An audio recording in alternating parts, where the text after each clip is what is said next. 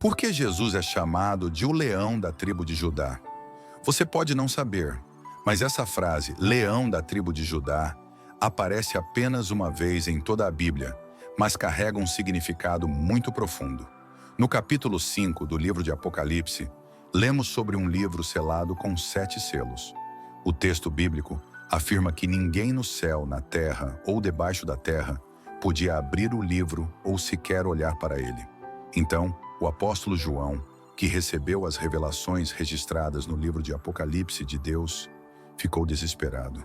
Ele chorou amargamente porque percebeu que ninguém era digno de abrir o livro e quebrar seus selos. Então, um dos anciãos disse a João: "Não chores, eis aqui o leão da tribo de Judá, a raiz de Davi, que venceu para abrir o livro e desatar os seus 7 selos." Apocalipse 5:5. No entanto, para entender o significado do leão da tribo de Judá, precisamos voltar do último livro da Bíblia para o primeiro livro, Gênesis. Esta designação de Jesus Cristo como o leão da tribo de Judá é uma clara referência a Gênesis 49. As palavras do ancião que confortaram o espírito do apóstolo João, em sua visão celestial, ecoaram as palavras do patriarca Jacó. Mas o que as palavras de Jacó têm a ver com aquelas faladas pelo ancião em Apocalipse, quase 2000 anos depois, e com a revelação da identidade de Jesus Cristo como o leão da tribo de Judá, o único capaz de abrir o livro selado com 7 selos? Você entenderá isso agora. Antes de sua morte, Jacó abençoou seus 12 filhos, que dariam origem às 12 tribos de Israel. A Judá, seu 4º filho, Jacó pronunciou uma bênção que foi tanto uma previsão quanto uma promessa. Ele disse: "Judá, seus irmãos o louvarão, sua mão estará no pescoço de seus inimigos. Os filhos de seu pai se inclinarão a você. Judá é um leãozinho. Da presa subiste, filho meu. Encurva-se, deita-se como um leão e como leão velho. Quem o despertará?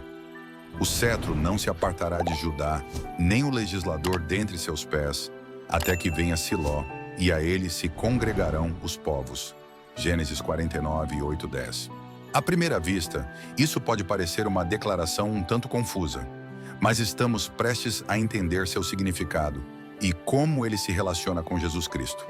A figura do leão significa força, bravura, coragem e ousadia. Nos tempos bíblicos, os leões eram comuns nas regiões de Canaã. Assim, os leões se tornaram parte do simbolismo político e religioso da época. Para os judeus, o leão era a mais poderosa das bestas. Portanto, ilustrava a pessoa de um rei e representava a grandeza de um governo. Considerando esse contexto, é fácil entender o uso da figura do leão na bênção de Jacó. Ao abençoar seus descendentes, Jacó distinguiu Judá, indicando que a tribo derivada dele seria a que governaria. Por essa razão, o patriarca designou Judá como um leãozinho. Assim, essa bênção não só estabeleceu a tribo de Judá como a líder entre as tribos do povo de Deus, mas também antecipou a vinda de um governante messiânico, cujo domínio se estenderia além das fronteiras de Israel. A promessa de liderança e realeza em Judá foi materializada primeiramente na figura do rei Davi, que se originou dessa tribo. Davi estabeleceu um reino unificado em Israel, com Jerusalém como sua capital, e recebeu de Deus a promessa de uma dinastia eterna, de que da linhagem de Davi surgiria um rei que reinaria para sempre, cujo reino não se limitaria ao domínio terrestre, mas envolveria um governo eterno e justo, segundo Samuel 7, 12 e 16. Assim, a figura do leão foi um símbolo apropriado para representar a linhagem real davídica da tribo de Judá, consolidando a expectativa messiânica em torno dessa linhagem. Desse modo, as palavras iniciais de Jacó no livro de Gênesis passaram por Davi e finalmente encontraram seu pleno cumprimento na pessoa de Cristo, o legítimo leão da tribo de Judá. No entanto, de forma surpreendente, ao longo da história do Antigo Testamento, as profecias messiânicas pintaram um quadro de um Messias que seria tanto um rei poderoso quanto um servo sofredor. Isaías 53, Zacarias 9:9.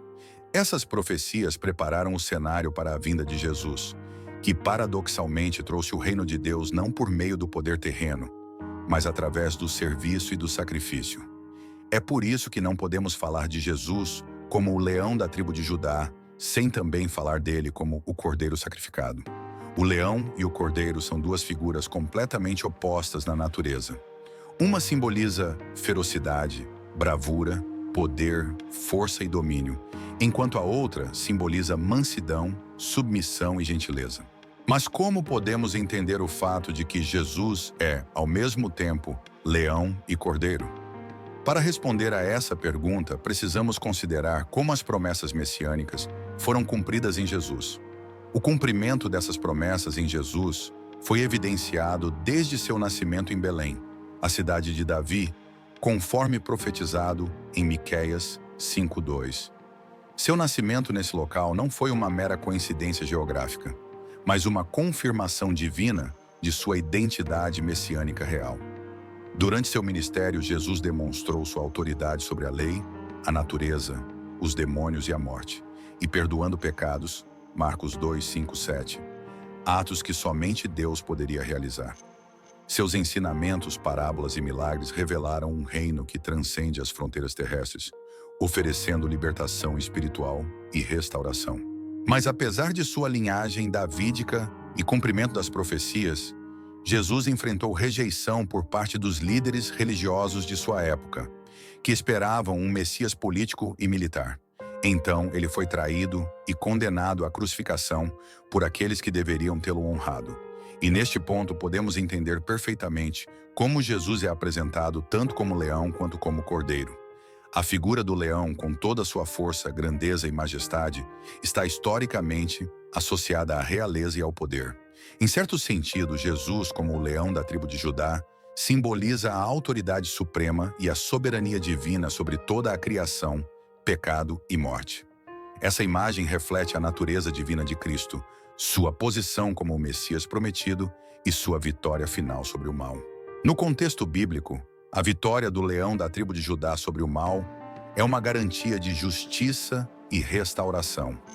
Jesus, ao ressuscitar dos mortos, demonstrou seu poder invencível, estabelecendo-se como o vitorioso prometido que triunfaria sobre o pecado e a morte, assegurando a esperança de redenção para todos os que nele creem. Mas, paradoxalmente, Cristo é também o Cordeiro que foi morto, uma imagem que aponta para o tema do sacrifício pelo pecado no Antigo Testamento. Este Cordeiro, no entanto, é único, pois seu sacrifício na cruz foi definitivo e suficiente para a redenção da humanidade. Através de seu sangue, somos purificados de nossos pecados e reconciliados com Deus.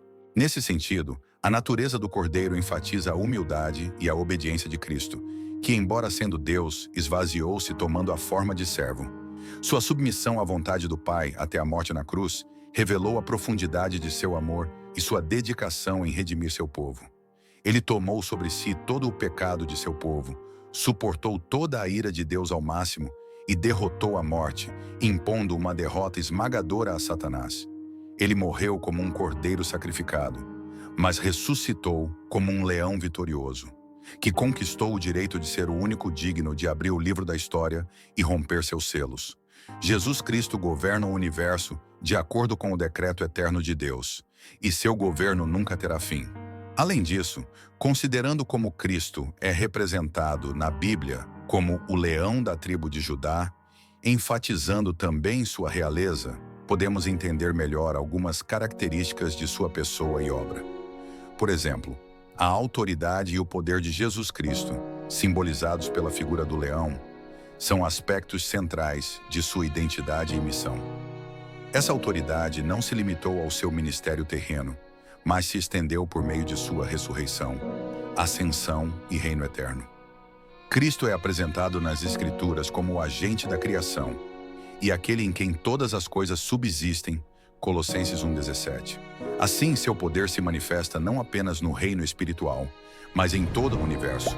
A natureza obedece à sua voz, como visto quando ele acalmou a tempestade.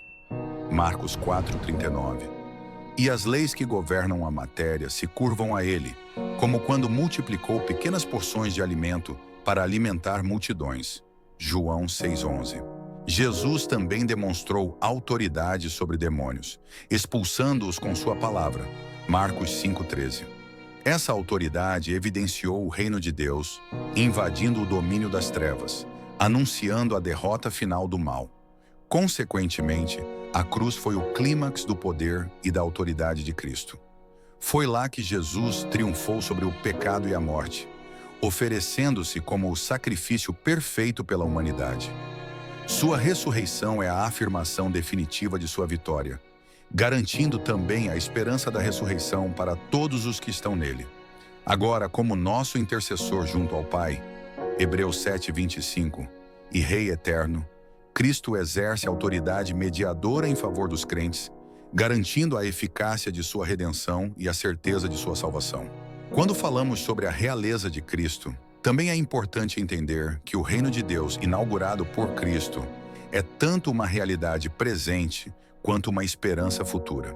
Atualmente, Cristo reina nos corações dos crentes, moldando suas vidas de acordo com sua vontade. No futuro, seu reino será plenamente manifestado, trazendo restauração total à criação. Mas qual é o impacto em nossas vidas de toda essa verdade sobre a realeza e autoridade de Cristo, como o pleno cumprimento das expectativas e profecias messiânicas anunciadas desde o princípio dos tempos? Sem dúvida, a compreensão de Cristo como o leão da tribo de Judá não se limita a uma mera concepção teológica. Tem profundas e práticas implicações para nossas vidas. Podemos começar dizendo que, ao reconhecer Jesus como o leão da tribo de Judá, somos chamados a adorá-lo e louvá-lo, não apenas por sua obra redentora como o Cordeiro de Deus, mas também por sua majestade e poder como nosso Rei soberano. Essa verdade deve inspirar nossas orações, nossos cânticos e todas as formas de adoração. Além disso, reconhecer Jesus como o leão da tribo de Judá também significa aceitar seu senhorio em todas as áreas de nossas vidas. Sob o senhorio de Cristo, somos chamados a viver uma vida de poder, transformada pelo Espírito Santo, para refletir o caráter de Jesus. Isso envolve uma rendição voluntária de nossa vontade a dele, buscando sua direção em nossas decisões e ações, e sempre confiando em sua soberania, mesmo nas circunstâncias mais adversas. Essa submissão a Cristo é demonstrada através da obediência aos seus ensinamentos e de uma vida guiada pelos princípios do reino de Deus. Consequentemente, sabendo que Jesus, o leão da tribo de Judá, já conquistou e é digno de abrir o livro e romper seus selos, podemos ter a certeza de que a vida não é governada pelo acaso. Essa confiança diante de qualquer situação e nas batalhas espirituais que enfrentamos, fortalece e nos encoraja a perseverar na fé, sabendo que pertencemos ao reino do Supremo Vitorioso. Somos encorajados a enfrentar o que for necessário.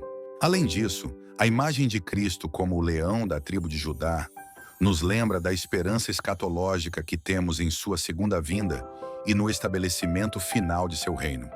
Afinal, o livro da história está em suas mãos. Essa esperança deve motivar nosso testemunho e proclamação do Evangelho, compartilhando com outros a certeza da redenção e da vitória final que temos em Cristo. Finalmente, ao reconhecer que o governo do leão, da tribo de Judá, se estende a todos os aspectos da criação, somos chamados a promover justiça, paz e reconciliação entre nós, refletindo os valores do reino de Deus através de nossas vidas. Para concluir, a imagem do leão da tribo de Judá, conforme revelada no livro de Apocalipse, não só aponta para Cristo como o cumprimento das promessas messiânicas feitas à linhagem de Davi e à tribo de Judá, mas também como o Rei soberano que conquistou o pecado, a morte e o império das trevas, e que tem a autoridade para guiar a história ao seu clímax final. Agora diga-nos nos comentários se você já conhecia o significado de Jesus ser chamado de o leão da tribo de Judá na Bíblia, e compartilhe este vídeo com alguém para que essa mensagem possa edificar outras vidas. Não se esqueça de deixar seu like e se inscrever no canal. Ative as notificações para não perder os próximos vídeos. Fiquem com Deus e até a próxima.